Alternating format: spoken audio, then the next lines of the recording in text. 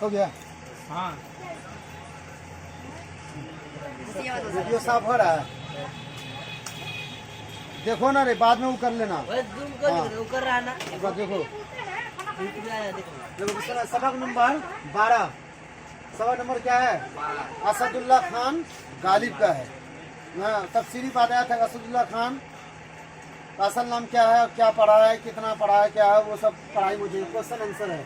सवाल नंबर 1 है गालिब की सन पैदाइश क्या है, यानी सन बोलते हैं किस साल पैदा हुआ, अब उसकी पैदाइश कब हुई, तो वही है गालिब की सन पैदाइश क्या है।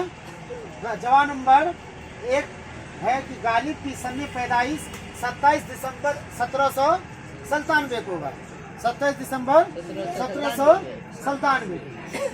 सवाल नंबर 2 है कि गालिब कहाँ पैदा हुए, पैदाइश कब हुआ, कहाँ हुआ, कहाँ से मुराद गांव, जिला, कस्बा है, और कहाँ यानी किस डेट में।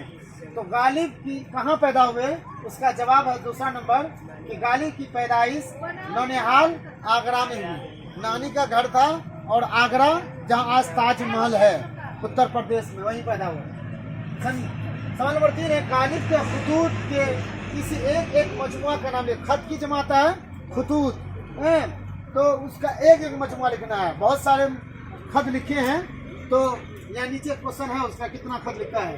तो सवाल नंबर 3 का है कि गालिब के खतूत के किसी एक मजमुआ का नाम लिखिए।